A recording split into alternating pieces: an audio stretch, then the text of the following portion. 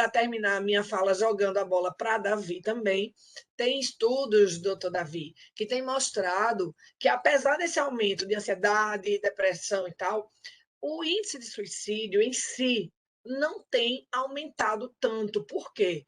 As pessoas acabam, Michele também falou em algo sobre pertencimento. As pessoas acabam encontrando formas de se conectar, de ter um sentimento de pertença daquela comunidade, daquela situação que está todo mundo vivenciando. O que é que tu pensa sobre isso, Davi? Né? Os estudos até agora estão mostrando isso, que não houve um aumento do suicídio devido à pandemia em si. Mas a gente está aí em mês de campanha de Setembro Amarelo e a gente precisa falar sobre isso. O que é que tu pensa sobre essa questão das pessoas é, encontrarem, de repente, aquilo que a gente conversou numa integração no passado, o efeito papageno, né? O efeito de, em vez de copiar os suicídios, que seria a questão da onda Werther, a gente poder olhar histórias bem-sucedidas, histórias de pessoas que deram a volta por cima, e poder ressignificar até a própria ideação, tentativa de suicídio. O que é que tu acha disso? Ok, Rosana, boa pergunta, né? Foi bom você ter falado do efeito Vetter, porque a gente está no Setembro Amarelo e também encontramos algumas prevalências onde a taxa de suicídio aumenta nessa temporada, o que gerou uma reflexão, né? Uma reflexão. A forma que fazemos campanha tem sido eficaz, tem sido eficiente. É, então, essa é uma outra questão. Mas, voltando para a sua pergunta especificamente, temos, como eu já tinha mencionado, as guerras mundiais, onde também se percebeu uma diminuição do número, da prevalência de suicídios, porque gerou esse mesmo efeito de pertencimento que Michele comentou, no sentido de que eu ouvi de clientes, de pacientes, né, frases do tipo: agora parece que o mundo entende o que eu passo por dentro, né? Tipo, não vou mais ter que encarar eu, na minha melancolia, né, patológica, cartazes do tipo: sorria, né, como se isso fosse suficiente, né? Então, é como se houvesse uma certa sintonia e essas pessoas antes, né, na sensação de inutilidade pela patologia, agora elas se sentem um reerguimento, né, por entender que elas agora podem usufruir de um momento de dor, né, e consequentemente parece que o mundo empatiza mais, né, com essa questão do sofrimento. Existe também, obviamente, o pós-guerra e vai existir, né? Esperamos que logo o pós-pandemia, né? É claro que aí a gente talvez vai ter que lidar, entre aspas, com a ressaca desse momento, né? Já temos aí dados que Rossana pontuou muito bem, aumento do consumo de substâncias. Quando a gente fala aumento de consumo, não é recreativo, a gente está lidando aí com excesso, com abuso de substâncias lícitas e ilícitas. E aí é importante falar de redução de danos, né? Que Rossana falou sobre isso, a questão tipo se antes a pessoa não bebia em casa, né? Só bebia fora de casa, que opção a pessoa tem no lockdown ou simplesmente pelo bar estar fechado, né? Como ficou aí durante um bom tempo.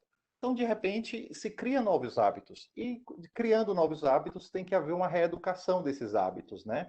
Senão, corre o risco de não mais nos reconhecermos. A casa virou local de trabalho e praticamente o local de trabalho está fechado e se tornou casa. Enfim, ficou uma bagunça. Temos que ressignificar esses lugares, né?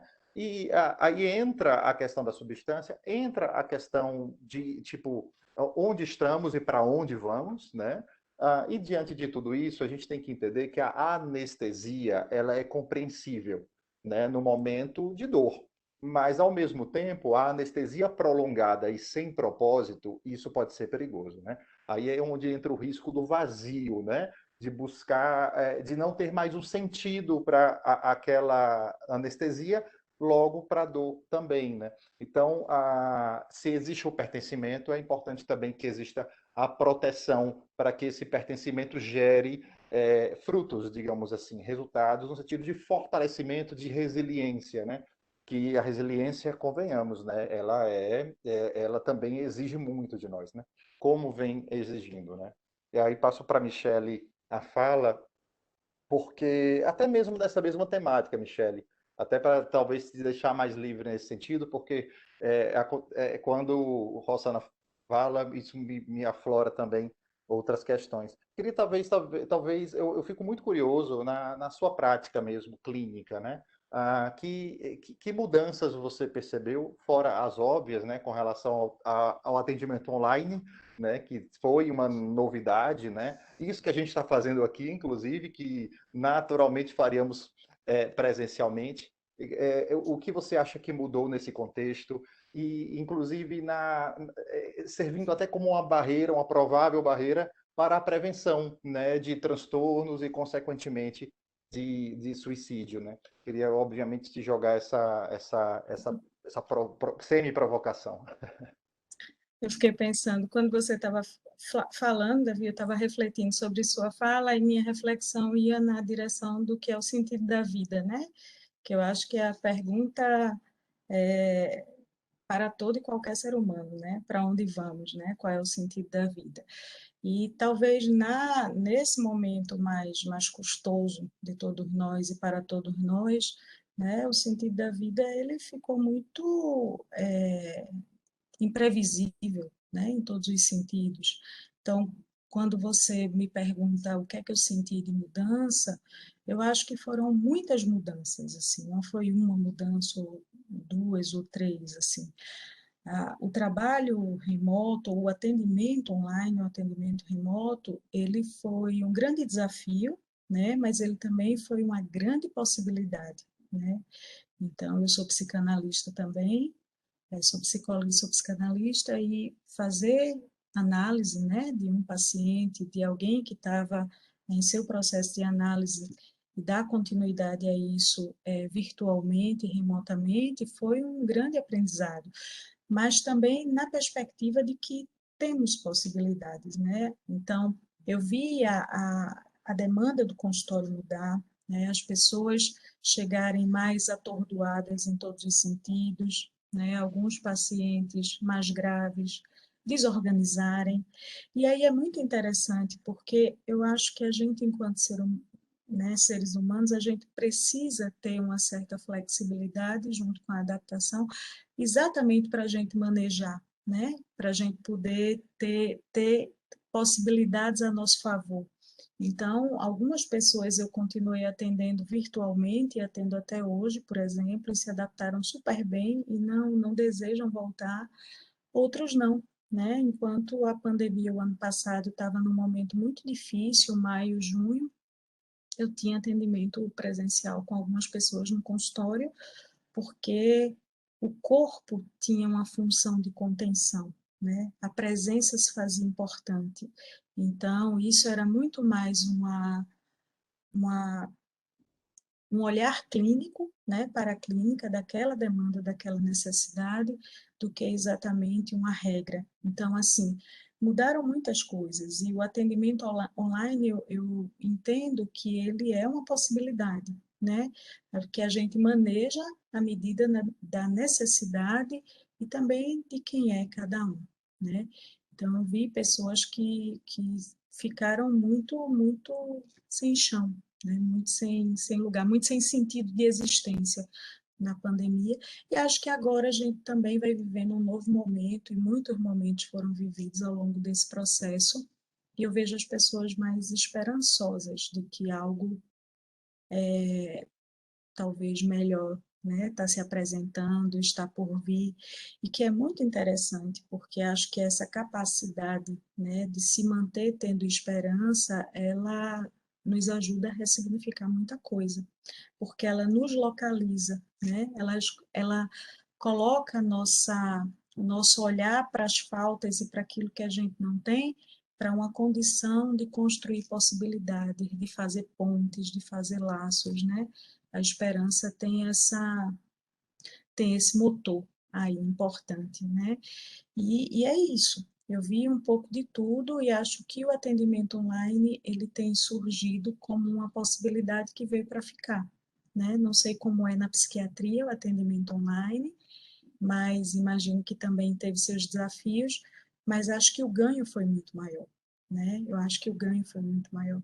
E aí, quando eu penso em redes de apoio, em redes solidárias, e Rosana traz essas questões, é porque eu acho que a tendência do humano, apesar de todo o caos, em algum momento vai ser estar disponível a cuidar de outro ser humano, né? A estar afetivamente disponível para uma outra pessoa. E aí, nisso, eu acho que a gente precisa se ancorar, a gente precisa, a nossa escuta qualificada garante isso enquanto profissionais que somos, mas eu acho que esse lugar da humanidade, eu acho que a gente tem vivido e viveu muita coisa caótica, mas a gente também viu muitas lições de solidariedade, de aproximações, de pertencimento, de enlaçamento, e eu acho que uma campanha como a de Setembro Amarelo, pensar um pouco mais sobre o sentido da vida e a questão do suicídio em setembro, eu acho que nos remete também a pensar sobre quem somos, as nossas redes, com quem podemos contar, né? Que a gente pode contar com alguém, que a gente pode buscar ajuda, e, e acho que é por aí. Eu acho que foi uma prova de fogo os atendimentos na pandemia. Casos muito graves, eu acho que você deve ter vivido isso, e a gente impossibilitado, assim, né? Ter que dar conta de todo o enquadramento clínico pelo computador. Então, né, o corpo tem uma função e a gente redimensionou essa função a partir de outras perspectivas. É isso. Bom, muito bom, gente. A conversa está ótima. Eu acho que a gente ficaria aqui um tempão conversando, mas a gente precisa fechar. E aí, assim, eu queria finalizar dizendo que a primeira frase, logo, eu acho que Davi foi logo dizendo, né? Setembro Amarelo é importante, mas a saúde mental não escolhe cor nem mês, né? A gente tem que olhar para a Isso. saúde mental durante o ano todo, durante todos os dias do ano, né? Durante a nossa vida toda, porque estamos vivendo momentos desafiadores, né? Por tudo isso que a gente está conversando aqui, mas é possível sim a gente encontrar essas redes de apoio, essas conexões, né? Mantendo as medidas protetivas necessárias ainda agora na pandemia, por conta até das variantes, né? Até porque não acabou a questão, mas a gente encontrar meios de estarmos conectados, sem também a gente como é que eu posso dizer? A gente passou também por um momento muito difícil em relação a às fake news, né? As mentiras, né, da internet. Então, assim, como é que eu me conecto com o outro de modo virtual, pela necessidade muitas vezes, mas também me afasto do dito infomania. Muita gente ficou muito ansiosa, muito tensa, buscando informação o tempo inteiro sobre a Covid, sobre as mortes e tal, e isso também trouxe mais angústia. Então, é um momento agora que algumas pessoas estão conseguindo retomar algumas atividades, né? Algumas atividades estão presenciais, algumas atividades estão híbridas, né? A gente está voltando para a faculdade em alguns momentos, mas a gente percebe que a saudade é tão grande, que a vontade de estar junto é tão grande, que às vezes os estudantes se esquecem, né? E se juntam, e se abraçam e tal. Então, fica também aqui o recadinho do coração, que a gente precisa cuidar da saúde mental, mas também ainda da nossa saúde física com relação à Covid. Então, o distanciamento ainda é necessário, a máscara, né, o álcool em gel, o distanciamento, a gente se manter mais longe no sentido físico mesmo, para a gente evitar a contaminação e a gente poder ir retomando as nossas atividades, reenquadrando os nossos planos, né, de vida, reenquadrando os nossos sentimentos e afetos, né? E é isso, né? Então, eu queria agradecer esse momento com vocês, riquíssimo, e espero que a turma aí da edição faça um bom trabalho com Lembrar que a cuidar de nossa si é cuidar conversa. do outro, né, Rosana? Cuidar Lembrar de que si é cuidar de cuidar do si é outro. possibilidade para cuidar do outro. Então, Isso, focar também nisso, né? Que o isso. cuidado Exatamente. com cada um de nós, o autocuidado, a gente poder fazer também uma conexão com nós mesmos, né? Então, é super importante. Às vezes a gente está tão conectado com tudo e não consegue perceber alguns sinais que estão ali também tão presentes. Então, o cuidar de si, né? O entender os próprios limites, o conseguir ser solidário, né, também consigo mesmo, ser paciente consigo, com as nossas Menos limitações, exigente, né, consigo menos mesmo, exigente, né? né? Menos Exatamente, exigente. né? Acho que tudo isso vai nos ajudando a conseguir, né, a adaptação, a flexibilidade e a promover a resiliência que o momento exige. Acho que é por aí. Massa. Palavras de despedida, Davi, para a gente dar tchau. Eu já Ok, disse as minhas. pô, agradeço a oportunidade, é sempre muito bom falar desse tema. Agradeço Rossana, Michele, colegas, amigas que eu aprecio bastante. Talvez a mensagem final que eu gostaria de dizer é que ao perceber que alguém está em sofrimento psíquico, né, ah, tem aquele jargão, ouça mais e fale menos, mas eu irei até além, assim. Se possível, pegue a pessoa pelo braço nesse passo inicial, estimule a pessoa a dar esse primeiro passo.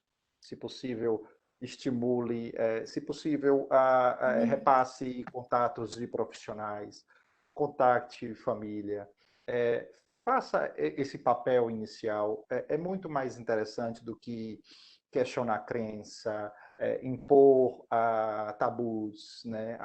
O suicídio já foi tão distorcido ao longo do tempo, assim como os transtornos mentais. Então, acolha, né? Cuide de quem está em sofrimento. Palavras como frescura ou, como eu falei, sorria, isso não é o momento, isso não vai medicar, né? Medicar com palavras é muito perigoso, né? Pode ser muito perigoso. Então, demonstre gestos de humanidade, como Michele falou, e aí, depois do primeiro passo, aí realmente eu entendo que tem que ser com a pessoa também, ela tem que também se autocuidar em algum momento, né? Para não parecer uma sobrecarga. No mais, dilua o cuidado com pessoas também, para não parecer um peso, como muitos adoecidos mentais se sentem, né, como um peso, como um fardo, e sabemos que são pessoas que estão em sofrimento e precisam desse acolhimento, dessa ajuda. Essa é a mensagem final. Obrigado.